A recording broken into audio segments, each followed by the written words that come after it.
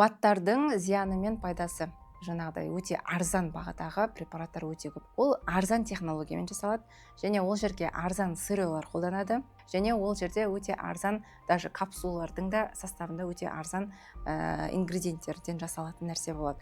Сондықтан ол сіздің ағзаңызға пайдасынан көрі зиян тигізуі мүмкін, потому что кез келген препарат ішкен кезде қалдықтары біздің ағзада қалып қояды. Ол біздің әртүрлі детокс фазаларына, метилирование фазаларына, кребс циклға өзінің түрлі зияндылықтарын алып келуі. Баттардың зияны мен пайдасы.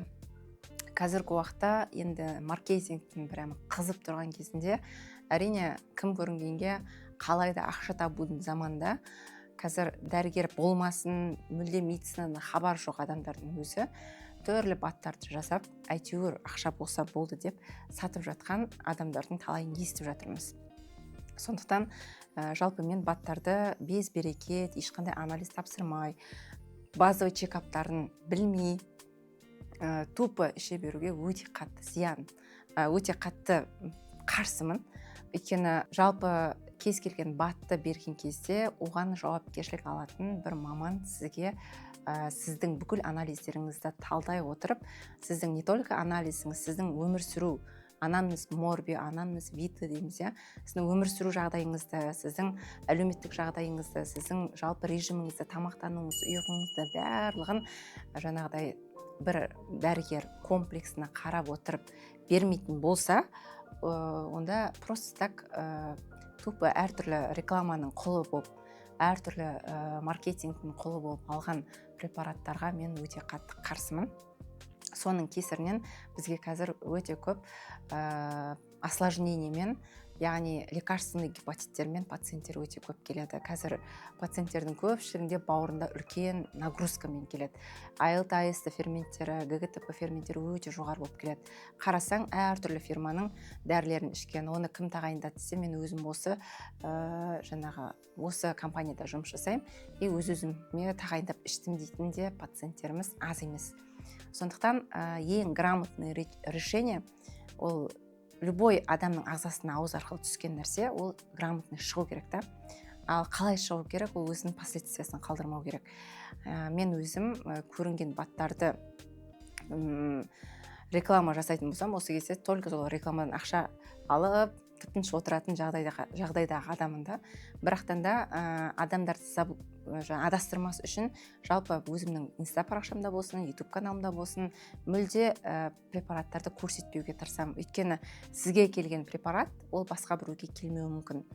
Менде енді гипотерез айт деген курс бар, сол жерде келген пациенттер айтады, айдауыттарына мен осындай компанияның осындай барын іш деп айтты, сол кезде қалқанша безің тітігің түседі деп айтты, қалқанша безің нормаға келеді дейді. И тура сол нәрсені басқа показателін тағы бір пациент айтады да, қарасаңыз біреуінің ТТГ-сі 100, біреуінің ТТГ-сі 5 болып тұр, екеуіне де бір препарат, бір дозировкада бірдей эффект беру ол нереальный нәрсе да.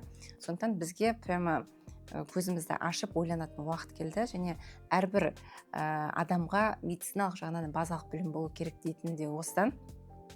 Сізде базалық чекапыңыздың қорытындысы өзіңіздің қолыңызда болса, және ол жерде показательдерге байланысты расшифровка жасайтын маманға барсаңыз, немесе хотя бы біздің анализ талдау кітабын алып, қай показатель сізге не деп жатқанын білетін болсаңыз, және осы анализ талдау кітабында менде даже қай лабораторияда қандай промокод айту арқылы анализдерге скидкамен тапсыруға мүмкіндік беретін арнайы промокодтар бар. Мысалы, Олимпке барсаңыз, менің промокодымды қолдану арқылы скидка аласыз деген сияқты. Инвитроға барсаңыз да солай, инвивоға барсаңыз да солай. Солай өзіңіз сол промокодтар арқылы скидка алып, бірінші анализ тапсырып, сосын анализдердің қорытындысы бойынша сізге жетпей жатқан дәрумендерді қолдану арқылы, пайдалану арқылы, және бірінші асқазан ішек жүйесін реттеп болғаннан кейін барып, сіздің ағзаңызға сіңетін дәрежеге жеткен кезде ғана барып, біз жетпей жатқан витаминдер мен минералдарды қосымша алсақ болады. Басқа күннің, басқа уақытта просто так көрінген витаминдерді ішу бұл пайдасынан гөрі зиян әкелуі мүмкін. Бізде өте керемет күшті жаңалық, Аллаға шүкір, қаншама жыл армандаған нәтижеге жеттік. Қазіргі уақытта бізде халықаралық превентивті интегративті анти-эйдж дәрігерлердің ассоциациясы ашылды. Алла қаласа 17 май күні офлайн форум болады, және осы ассоциацияға дәрігерлерді шақырамыз, яғни дәрігерлер бұл ассоциацияға мүше бола алады, және біздің офлайн форумдарымызға келіп қатыса алады, және дәрігерлер өздерінің біліктіліктерін көтере алады. Егер сіз дәрігер болсаңыз, немесе осы медицина саласына, интегративті превентивті медицина қызығып жүрген болсаңыз, және осы сала сізге қызық болатын болса, міндетті түрде біз номерді қалдырамыз. Осы номерге хабарласып, біздің іс-шарамызға келіп қатысыңыз. Осы 2 күн алдын мен бір история естідім да. Бір кісі, яғни блог жүргізетін кісі, ешқандай медицинадан хабары жоқ, білімі жоқ, тупо жаңағыдай осылай сторис түсіріп бастайды, рилс түсіріп бастайды. И одан жаңағы көп адамдар арықтауға байланысты, жаңағы витаминдерін толтыруға байланысты пайдалы ақпараттар сұрайды. Және ол адам Қытайға барып, просто тупо баттарды жасатып, соны сатайын деп жатқанын естідім да. Яғни ешқандай медицинский образование жоқ, ешқандай биотехнолог емес. Адамдар просто ақша үшін қазір әртүрлі баттар сатады. Ал баттарды алған кезде адам оған қандай критерияларға мән беру керек? Біріншіден, ол бат нарықта, рынокта қанша уақыттан бері адамдар тұтынып жүр, соған көбірек мән беру керек. Мысалы, мен өзім тұтынатын препараттар, ол 20-30 жылдан кем болмаған препараттарды ғана тұтынам, потому что ол уже проверенный. Оны 20-30 жылдан бері адамдар ішіп жүр, және оларда айтарлықтай бір өзгеріс болатын болса, уже соған дейінгі адамдар көріп, оның побочкалары болса, уже ол препараттар жабылып қалатын уақыт болды, иә. Сондықтан мен өзім в основном швец препараттар қолданам. Екінші момент, мен қолданатын швец препараттар кез келген адам жаңағыдай сатып алатын достықта емес, оны тек қана дәрігерлер алады. Үшінші момент, жаңағыдай ол препарат қандай жағдайда жасалады, условияда, иә. Көбінесе мен высококачественный, яғни жоғарғы тазартудан өткізілген препараттарды қолдануға тырысам.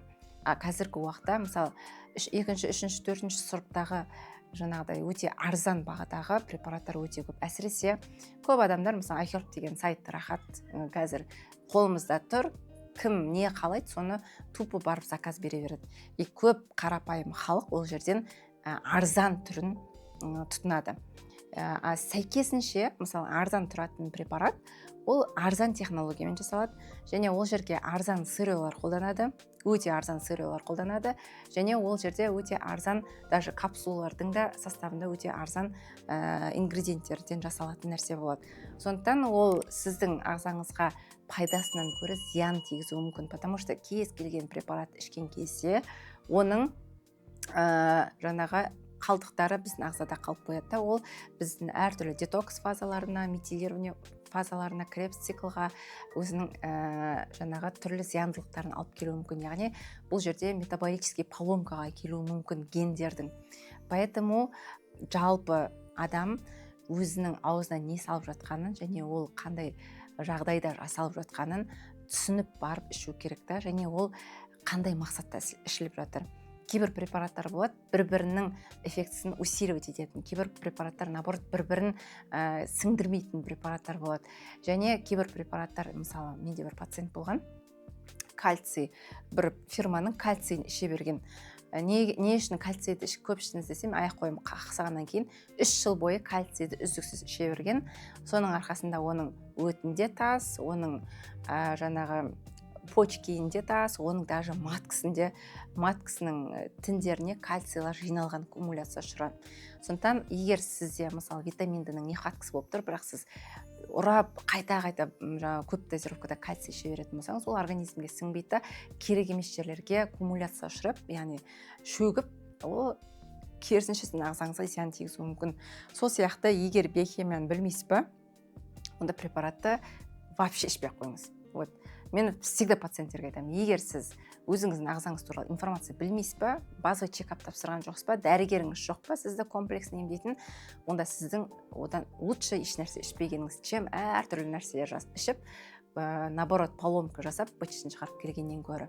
Сондықтан әрбір препаратты, әрбір дәріні ішетін алдын адам 7 рет ойланып, 1 рет кескені дұрыс. Құрметті көрермендер, менің кезекті туындым анализ талдау кітабым міне жарыққа шығып жатыр, Аллаға шүкір. Бұған предзаказға ашық.